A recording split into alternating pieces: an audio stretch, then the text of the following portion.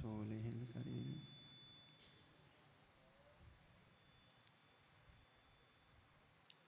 أما بعد فأعوذ بالله من الشيطان الرجيم.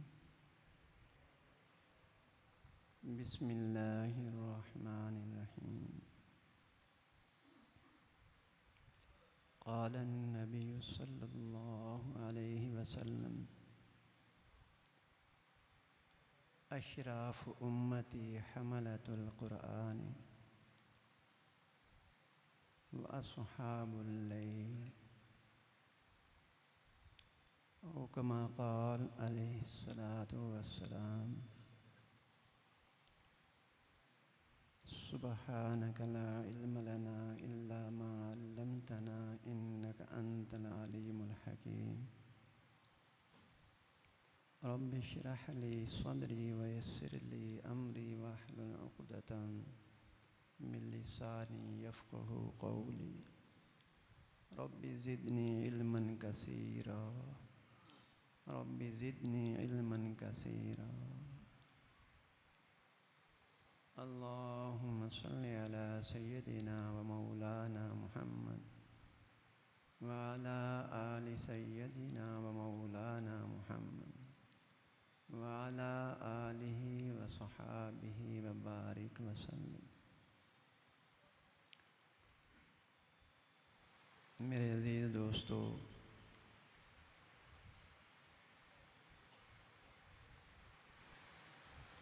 میرے عزیزان، جماعت علماء کرام اور اس ادارہ میں پڑھنے والے طلباء، آپ حضرات جو ان کی حوصلہ افزائی کے لیے تشریف لائے ہیں، الحمدللہ سچے دل سے بات عرض کر رہا ہوں کہ میں تو آپ حضرات کی زیارت کے لیے آیا ہوں. نہ مجھے تقریر کرنی آتی ہے، نہ میری کوئی اتنی آواز سریلی ہے کسی پر سحر طاری ہو جائے. ایک دل کی بات ہے، حضرات علماء کرام کی خدمت میں عرض کرنی ہے. اور جتنے میرے عزیز قاری ظفر صاحب دامت برکاتہم کے یہ عظیم طلباء تیار ہوئے ہیں، اپنے پیارے اللہ کے اس کلام کو سینے میں محفوظ کر کے ان کی خدمت میں ایک دو باتیں عرض کرنی ہیں. لگتا ایسے ہے کہ اللہ تبارک و تعالیٰ نے جیسے رات گزرتی جا رہی ہے، بھیگتی جا رہی ہے، اللہ آپ کے دلوں میں بھی اپنی رحمت کو موئزن فرما رہی ہے. میرے عزیز، بڑے بڑے علماء کرام کی، مفتیان کرام کی آپ حضرات نے باتیں سنی ہیں. میری تو ایک گفتگو ہے اور یہ خوشی کا موقع ہے کہ آپ حضرات تشریف فرما ہیں. اللہ کے سچے پیغمبر نے شان کیا ارشاد فرمائی: اشراف امتی، میری امت کے معزز لوگ. تھوڑی توجہ ہوگی آپ حضرات کی. میری امت کا معزز طبقہ کون ہے؟ قرآن پاک کے حفاظ، قرآن پاک کے حفاظ.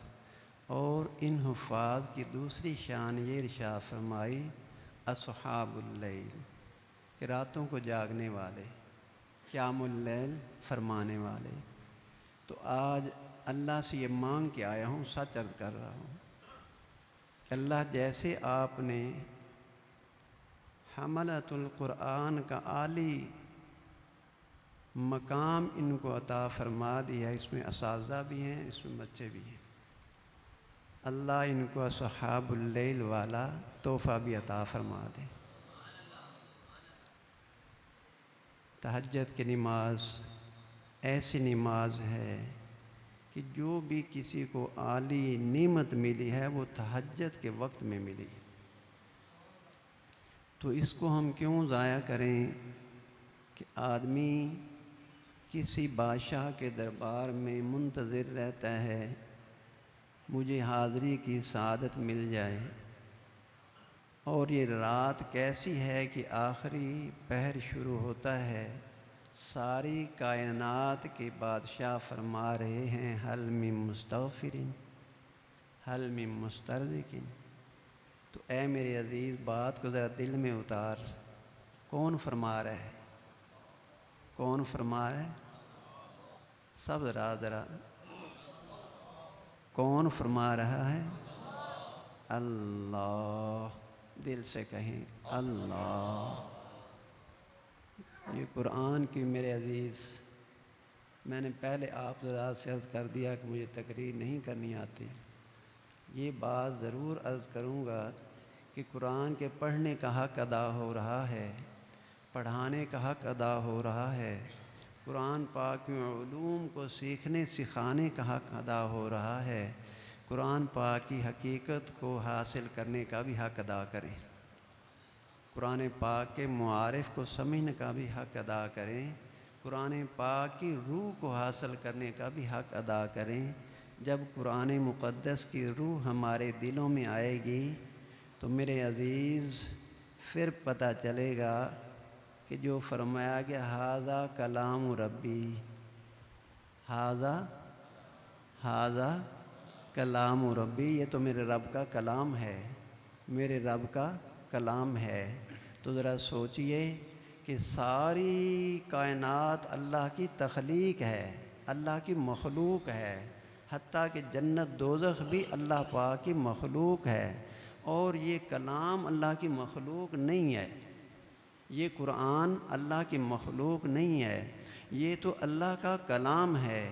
تو میرے عزیز اس کلام جیسی کوئی اور نعمت ہے ہی نہیں، اس قرآن جیسی کوئی اور اللہ نے نعمت پیدا نہیں فرمائی، کیونکہ ھذا کلام ربی، یہ تو اللہ کا کلام ہے، اللہ پاک نے اس کی تلاوت فرمائی ہے، اس قرآن کی اللہ نے تلاوت فرمائی ہے۔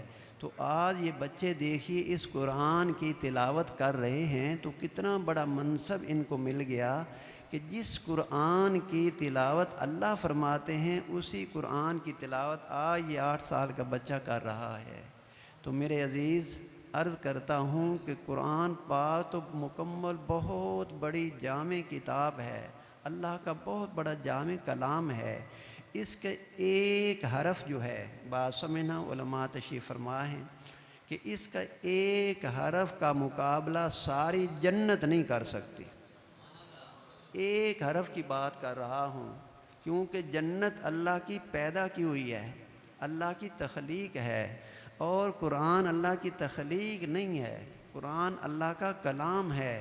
تو ساری جنت اس اللہ کے کلام کی ایک حرف کا بھی مقابلہ نہیں کر سکتی، تو پھر یہ اس قرآن کا کیا مقام ہوا؟ اس کو دل میں اتاریں۔ میں چند باتیں عرض کروں گا، حضرات علماء کرام سے بھی میری گزارش ہے کہ ہو سکے تو ان باتوں کو اپنے دل میں اتاریں اور اس کو آگے بھی بڑھا دیں کہ جنہوں نے قرآن پاک کو پڑھا ہے انہوں نے قرآن پاک کا حق ادا کیا۔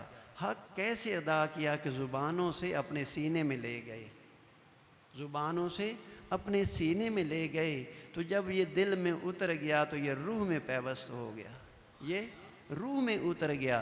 روح میں کیسے اتر گیا؟ میرے شیخ ابھی حضرت قاری صاحب فرما رہے تھے، حضرت شیخ پیر شہاب الدین صاحب نور اللہ مرقدہ، جب ان کا سانحہ ارتحال ہوا تو شاہی مسجد کے خطیب حضرت شیخ عبد القادر آزاد رحمۃ اللہ علیہ، عبد الخبیر آزاد کے والد محترم کہ جنہوں نے شاہی مسجد کی 32 سال خطابت کی ہے، تو وہ تشریف لائے تو بڑی عجیب بات فرمانے لگے۔ فرماتے ہیں کہ میں ایک مرتبہ حج کے لیے مکہ مکرمہ پہنچا تو جب میں مطاف میں بیٹھا تھا، اللہ ہم سب کو بھئی یہ نعمت نصیب فرما دے، ساتھ ساتھ اللہ سے مانگنا بھی چاہیے، ٹھیک ہے نا؟ رات کا وقت ہے، اللہ خوش ہوتے ہیں مجھ سے میرے بندے مانگ رہے ہیں، مانگنے پر خوش ہوتے ہیں، اللہ ہم سب کو حج عمرہ نصیب فرما دے۔ حرمین شریفین کی اسباب ہیں یا نہیں ہیں، اللہ پاک ہم سب کو یہ نعمت نصیب فرما دے۔ سب حضرات دعا کریں، اللہ ضرور انشاءاللہ یہ نعمت عطا فرمائیں گے۔ فرماتے ہیں کہ مطاف میں بیٹھا تھا کہ اچانک میری نظر جو ہے حضرت قاری فتح محمد صاحب رحمۃ اللہ علیہ پر پڑی، تو دل میں ایک شوق پیدا ہوا، ان کے قریب گیا، سلام کیا، تعارف کرایا اور عرض کی کہ حضرت میرے پاس میرا مکان ہے، آپ شفقت فرمائیں تو آج کی رات میرے ساتھ رہیں۔ تو حضرت فرمانے لگا بھئی آپ کو پتہ ہے معذور آدمی ہوں، نابینا ہوں، نظر نہیں آتا، تو خادم ساتھ ہوتا ہے، وہ میری خدمت کرتا ہے، آپ کے لیے مشکل بنے گی۔ میں نے عرض کی حضرت مشکل نہیں، میرا شوق ہے، میری خواہش ہے، تمنا ہے، آپ مہربانی فرمائیں، شفقت فرمائیں اور ضرور مجھے نا خدمت کا موقع دیں۔ مان گئے، ان کو ساتھ لے گیا اور اپنے گھر میں ان کو بٹھایا، ان کی جو خدمت تھی کی۔ اور یہ خدمت کا حق میرے عزیز جیسے کہتے ہیں کہ مالی نہیں، بلکہ وہ لوگ تو اپنی جان کو، اپنے وقت کو ان لوگوں پر قربان کرتے ہیں کہ جو نعمت ان کے پاس ہے، ان کے واسطے سے یہ نعمت ہمیں بھی مل جائے۔ فرماتے ہیں میں خود اپنے ہاتھوں سے ان کے پاؤں دباتا رہا۔ شاہی مسجد پاکستان جو لاہور میں ہے، اس کے خطیب، تو میں ان کے پاؤں دباتا رہا۔ تو کچھ دیر بعد جب ان کو نیند آ گئی تو ان کے برابر میں نے اپنی چارپائی ڈال لی اور میں بھی وہیں سو گیا۔ ایک چارپائی پر حضرت قاری فتح محمد صاحب، جن کے نام پر یہ چنیوٹ کا مدرسہ فتح العلوم بنایا گیا، تو ایک چارپائی پر وہ آرام فرما رہے ہیں، جب سو گئے تو میں نے دوسری چارپائی ساتھ ملا کے میں بھی اس پر سو گیا۔ فرماتے ہیں مجھے بھی نیند آ گئی، تو اس نیند میں اچانک میری ایک آواز پر نا آنکھ کھل گئی، آواز پر نا آنکھ کھل گئی، اور آواز کیا تھی کہ کوئی بڑے ترنم کے ساتھ سورہ یاسین کی تلاوت کر رہا ہے۔ آواز سے نا میری آنکھ کھل گئی، میں اٹھ بیٹھا کہ یہاں کون تلاوت کر رہا ہے۔ شک ہوا کہ حضرت قاری صاحب اٹھ گئے ہیں اور وہ قرآن پاک کی سورہ یاسین کی تلاوت فرما رہے ہیں، اس لیے میں بھی اٹھ گیا یہ آواز سن کے۔ لیکن فرماتے ہیں کہ جب میں نے ان کے قریب اپنا کان کر کے غور کیا تو وہ تو تلاوت نہیں کر رہے تھے، بلکہ وہ تو سوئے ہوئے تھے۔ تو جب میں نے فرماتے ہیں کہ اپنا کان ان کے سینے کے قریب کیا تو ان کے سینے سے سورہ یاسین کی آواز آ رہی تھی۔ تو میں نے کیا بات عرض کی کہ اس قرآن کو سینے میں اتاریں، اتر جائے گا، یہ بات ذہن میں رکھیں، ارادہ فرما لیں کہ ہم نے قرآن پاک کو اپنی زبان سے سینے میں، اپنے دل میں، اپنی روح میں اتارنا ہے، اس سے پیار کرنا ہے۔ آپ دیکھیں نا علماء تشریف فرمائے، آپ سنتے رہتے ہیں، 4 چیزیں ایسی ہیں کہ جن کی زیارت کا ہی ثواب اللہ پاک نے رکھا ہے، ان میں ایک چیز ہے قرآن پاک۔ صرف اس کی زیارت کر لیں کہ یہ اللہ کا کلام ہے، اس زیارت کرنے پر اللہ پاک نیکی اور اجر عطا فرما دیتے ہیں۔ والدین کی زیارت کرنے پر اللہ پاک اجر عطا فرماتے ہیں، آب زمزم کی زیارت کرنے پر اللہ پاک ثواب عطا فرماتے ہیں، بیت اللہ شریف کی اللہ پاک ہم سب کو زیارت نصیب فرما دے، اس کو دیکھنے پر ہی اللہ پاک اپنی رحمتیں عطا فرماتے ہیں، اجر عطا فرماتے ہیں۔ تو یہ قرآن پاک کی زیارت کرنا ہی اجر اور ثواب ہے۔ تو میرے عزیز جب یہ دل میں اتر جائے گا تو پھر دل کی نظر ہر وقت اس قرآن پاک کو دیکھتی رہے گی۔ ایک مثال عرض کرتا ہوں، اللہ ہمیں بھی ایسا بنا دے، کم از کم ان کی نقل کرنے والا بنا دے۔ ہمارے اکابرین ہیں تو برکتیں تو اکابرین کے ساتھ ہی ہیں۔ میں تو اس سے بھی اگلی بات کہتا ہوں کہ برکتیں اکابرین کے تذکرے کے ساتھ ہیں، اکابرین کے تذکرے کے ساتھ برکتیں ہیں۔ حضرت امام اعظم ابو حنیفہ رحمۃ اللہ علیہ، سب حضرات فرما دیں بھائی رحمۃ اللہ علیہ، سب حضرات رحمۃ اللہ، بڑی ان کی امت پر نا بڑی خدمات بھی ہیں اور بڑی شفقتیں ہیں، اور انہیں اتنی محنت کی تھوڑی سی عمر میں کہ کئی صدیوں کا کام انہوں نے فرما دیا۔ اور یہ میرے اللہ کا یہ خاص کرم ہے کہ جیسے یہ ملت وسطیٰ ہے ایسے ہمارا مسلک بھی وسطیٰ ہے، ایسے ہمارا مسلک بھی اعتدال کا ہے۔ ایک بات عرض کرتا ہوں، آپ سن کر یقیناً خوش بھی ہوں گے، اور مجھے امید ہے کہ جو انہوں نے فرمایا وہ سچ ہے، اور ہم انشاءاللہ اس کے مصداق بھی بن جائیں گے۔ فرماتے ہیں کہ ایک دفعہ بیت اللہ شریف کے اندر تشریف لے گئے۔ اللہ ہم کو بھی یہ نعمت سعادت نصیب فرما دے۔ آپ نیک لوگ بیٹھے ہیں، آپ میری دعا فرما دیں، میں آپ کے لیے دعا کروں گا۔ تو فرماتے ہیں کہ بیت اللہ شریف کے اندر تشریف لے گئے، بہت بڑی سعادت ہے، اور جس کا حتیم کا حصہ ہے نا، یہ بھی بیت اللہ شریف کا حصہ ہے۔ سید عائشہ صدیقہ اماں جی ایک مرتبہ بڑے شوق سے عرض کرنے لگی، اللہ کے پیارے نبی صلی اللہ علیہ وسلم، دل چاہتا ہے کہ میں بھی اللہ کے گھر کے اندر جاؤں۔ تو آپ نے فرمایا کہ یہ یتیم کے اندر جو حصہ ہے نا، خاص کر وہ مزاد رحمت جہاں ہے، اتنا حصہ جو ہے یہ اللہ کے گھر کا اندرونی حصہ ہے، تو وہاں جا کر نفل ادا کر لے، یہ ایسے ہے جیسے تو نے اللہ کے گھر کے اندر نفل ادا کیے ہیں۔ دیکھیے کتنی اللہ پاک کی نوازشات ہیں، مہربانی ہیں۔ تو فرماتے ہیں امام اعظم حضرت نعمان بن ثابت ان کا نام ہے، ہمارے مدرسے کا نام اسی نسبت پر نعمان بن ثابت رکھا گیا ہے چنیوٹ میں۔ تو فرماتے ہیں کہ جب اندر تشریف لے گئے، اے میرے حفاظ ذرا سوچنا، اور ایسے سمجھنے کہ دل کے کانوں سے اس کو یاد رکھ لینا اور اس کو اپنی میموری میں بٹھا لینا۔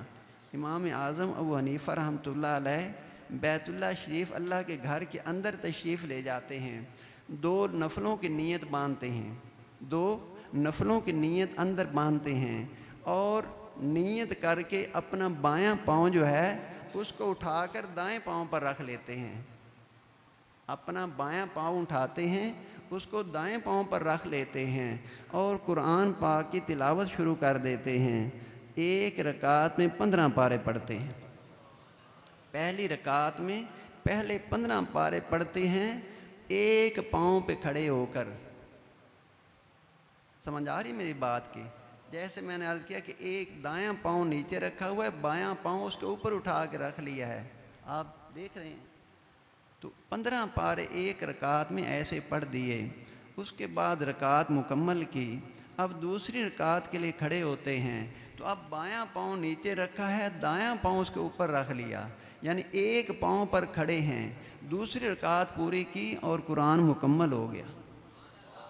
دوسری رکعت اور قرآن مکمل، ایک پاؤں پر 15، دوسرے پاؤں پر 15 پارے پڑھے ہیں، اور 2 رکعتیں پڑھنے کے بعد جب مکمل کرتے ہیں سلام پھیرتے ہیں اور اللہ کے حضور ہاتھ اٹھا دیتے ہیں۔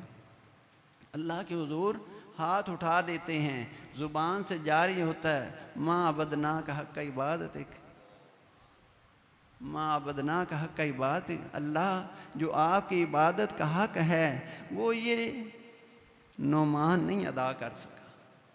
اے میرے علماء، اے میرے مشائخ، کیا فرما رہے ہیں؟ ایک پاؤں پہ کھڑے ہو کر 15 پارے پڑھے ہیں، دوسرے پاؤں پہ کھڑے ہو کر 15 پارے پڑھے ہیں، اللہ کے گھر میں ہاتھ اٹھائے تو کیا فرماتے ہیں؟ ماں بدنا کا حق کا عبادت، مولا جو تیری عبادت کا حق ہے یہ نعمان اس کو ادا نہیں کر سکا۔ یہ بات کہتے ہوئے آنکھوں سے آنسو جاری ہوئے، آنسو جاری ہوئے تو ادھر سے غیب سے آواز آتی ہے، غیب سے آواز آتی ہے، اے نعمان، اے نعمان، ہم نے تیری بخشش فرما دی، اے نعمان ہم نے تیری بخشش فرما دی، جو تیرے مسلک پر ہوں گے ہم نے ان کی بھی بخشش فرما دی۔ بات سمجھ میں آ گئی ہے؟ تو ہم کن کے مسلک پر ہیں؟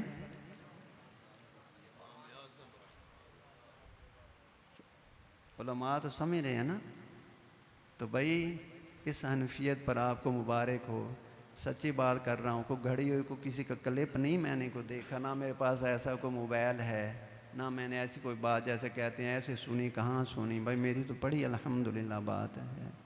تو یہ آپ حضرات کو مبارک ہو نا کہ ہمارے اکابرین کا یہ مقام ہے، ہمارے اکابرین کا یہ مقام ہے، اور یہ سچے جانشین اور وارث ہیں۔ آپ علیہ السلام کے، اور ہم بھی ان کی نقل میں جیسے ان کی اقتداء میں قدم بڑھانے والے ہیں کہ جب وہ آپ علیہ السلام کے اس مبارک پرچم کے نیچے ہوں گے تو انشاءاللہ ہم بھی ساتھ ہوں گے انشاءاللہ۔ تو حفاظ کرام سے میری ایک بات ہے، ایسے سمجھیں التجا ہے، میں تو ایک بڑوں کی بات نقل کرنے والا ہوں، اپنے پاس تو کچھ ہے نہیں جو عرض کر سکوں، لیکن یہ مجھے امید ضرور ہوتی ہے کہ بڑوں کی بات کرتا ہوں تو اس کی برکتیں عام ہو جاتی ہیں، اور اس کی برکتیں ایسی ہیں کہ اللہ پاک ان سب کو وہ عمل کرنے کی توفیق عطا فرما دیتے ہیں۔ یہ قرآن کیا چیز ہے، اس کا کیا مقام ہے۔ حضرت مفتی محمد طیب صاحب جن کو شیخ الاسلام کہتے ہیں، حضرت مفتی محمد طیب صاحب رحمۃ اللہ علیہ، ساتھ یہ بھی ساتھ دیتے جائیں نا آپ، کیوں بھائی رحمۃ اللہ کہنا چاہیے نا، ہاں سب حضرات دیوبند کے اللہ اکبر 38 سال محتمم رہے۔ یہ کون ہیں؟ حضرت قاسم نانوتوی رحمۃ اللہ علیہ کے کون ہیں؟ علماء بیٹھے ہیں، اللہ قاسم سالمی بولتے ہیں۔ تو مفتی محمد طیب صاحب رحمۃ اللہ علیہ ارشاد فرماتے ہیں، بات بڑی غور سے سننا، ایسے سمجھنے بہرحال یہ مذاق والی بات نہیں ہے، اللہ پاک ہمیں اس کا شوق نصیب فرما دے۔ فرماتے ہیں کہ جب میرا قرآن مکمل ہوا، یہ حفاظ یہ قریب بیٹھے ہیں نا جن کے قرآن مکمل ہوئے، اندر بیٹھے باہر بیٹھے، ہاں جی اندر ہیں، ان کو تھوڑا ذرا قریب کر دیں، میرے قریب آ جائیں، بات اصل ان کو بتانا، تھوڑا بیٹا آگے آ جائیں، آگے آ جائیں۔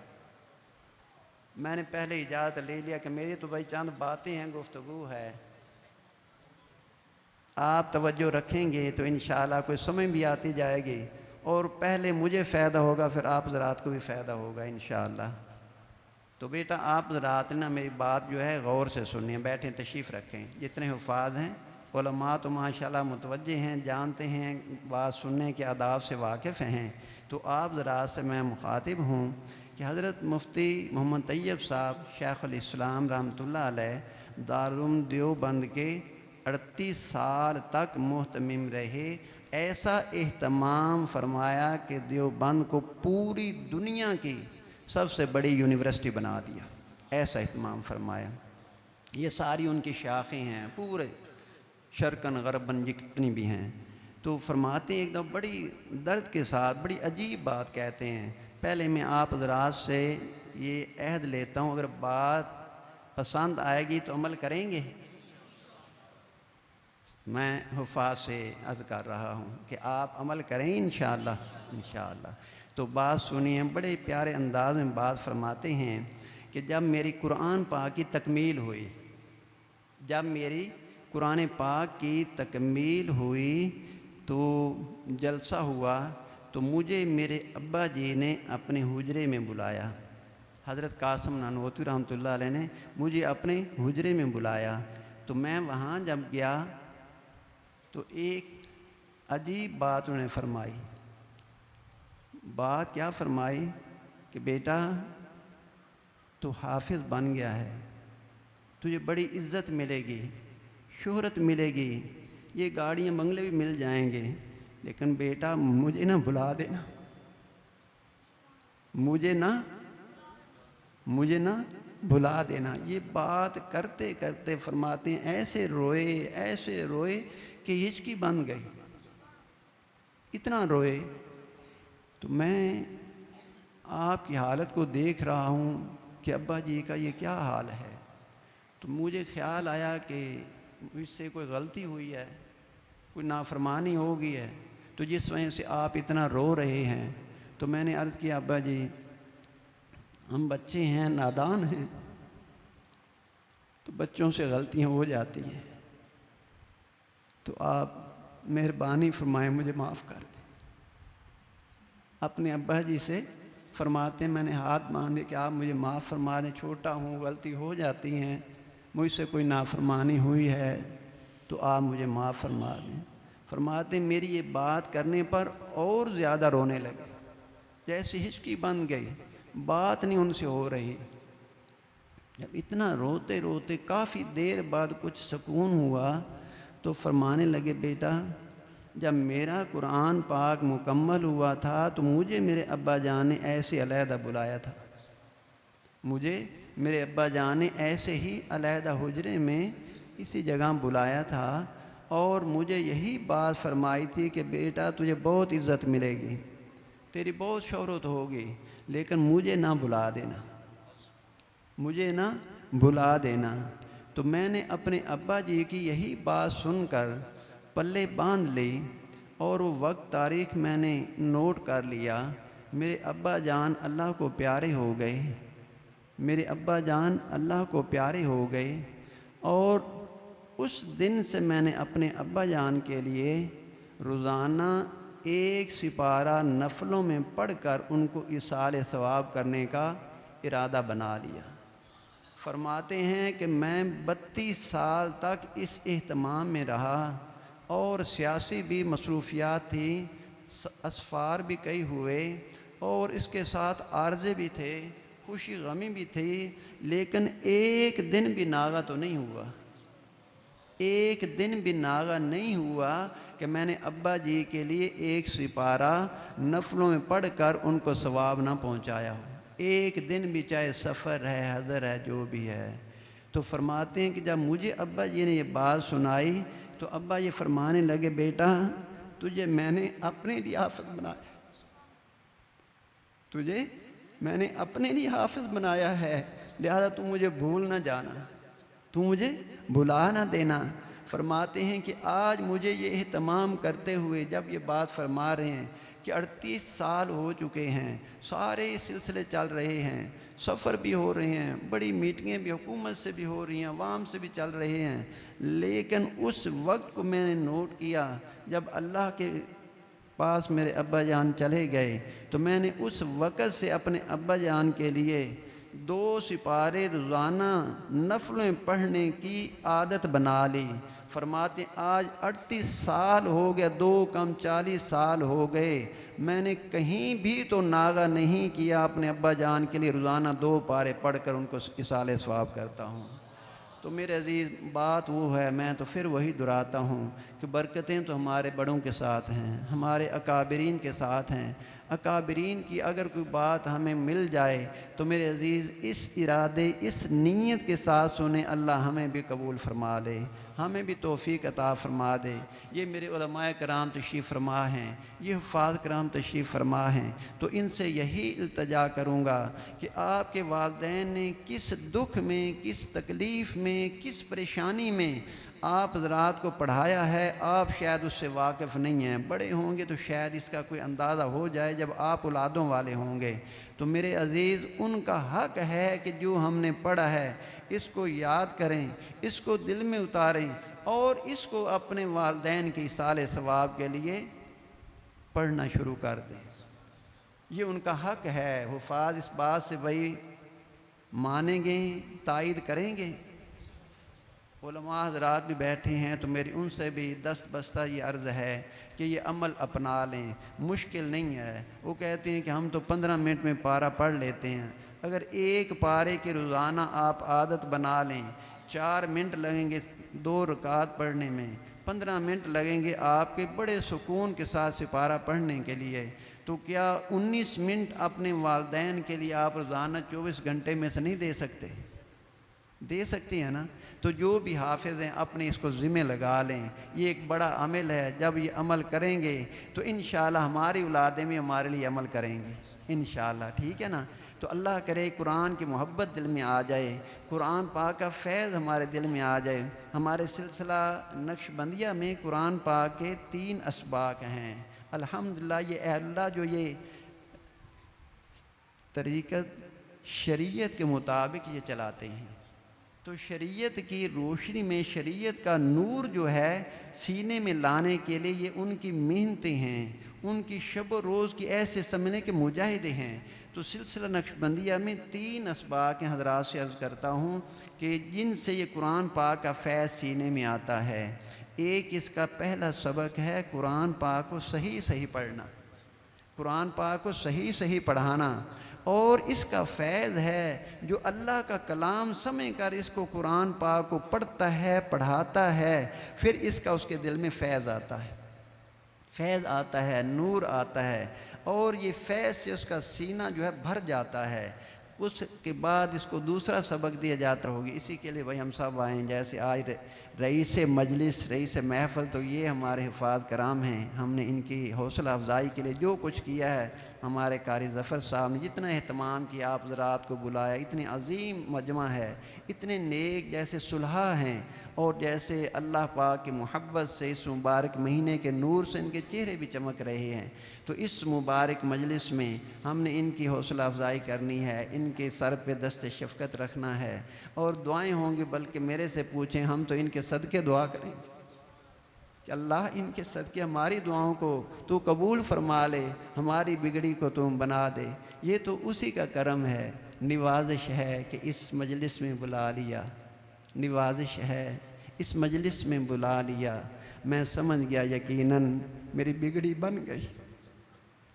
میرے عزیز، یہ معمولی نہ سمجھیں، یہ قرآن پاک کی نسبت کی یہ مجالس ہیں۔ اللہ ہمیں قرآن پاک کا فیض نصیب فرما دے اور قرآن پاک کی محبت نصیب فرما دے۔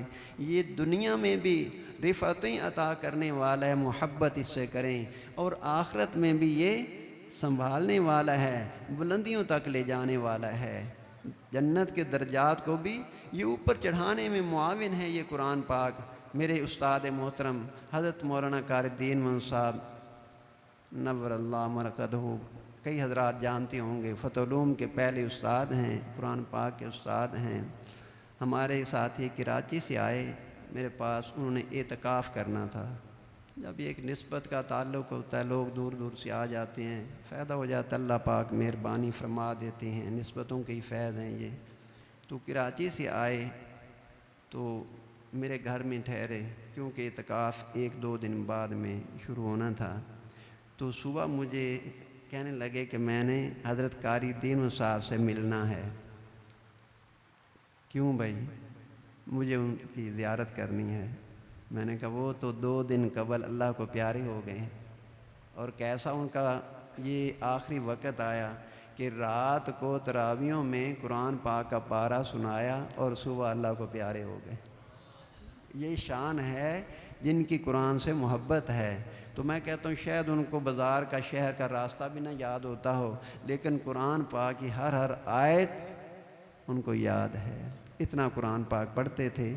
تو فرماتے ہیں کہ جب میں نے ان کو بتایا کہ وہ تو 2 دن پہلے اللہ کو پیارے ہو گئے ہیں، تو ایک عجیب بات انہوں نے فرمائی، فرمانے لگے کہ رات آپ نے جو مراقبہ بتایا تھا، وہ مراقبہ کر رہا تھا کہ مراقبے میں غنودگی آ گئی یا مراقبے کی حالت تھی، تو میں کیا دیکھتا ہوں کہ یہ جو قبرستان ہے نا، لاری اڈے کے ساتھ قبرستان ہے، اس کو کہتے ہیں فتح باد کا قبرستان۔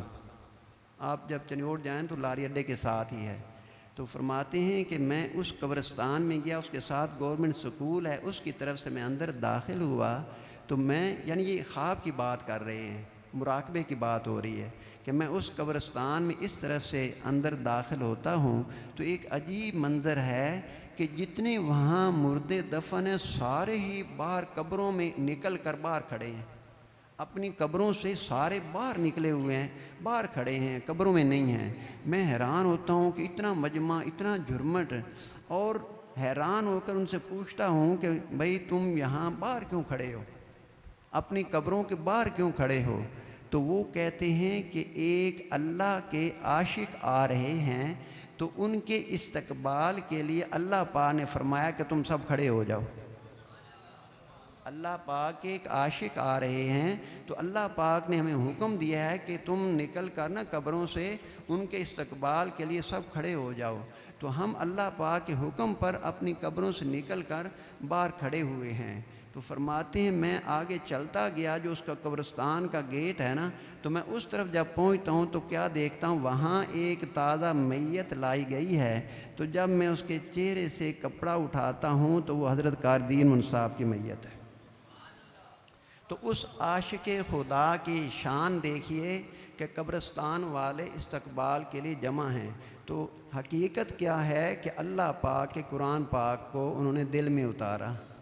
تو اللہ کرے یہ قرآن پاک ہمارے دلوں میں بھی اتر جائے، ہماری روح میں اتر جائے، اور جب یہ روح میں اترے گا تو پھر یقیناً اس کے فیض و برکات ہمیں نصیب ہوں گے۔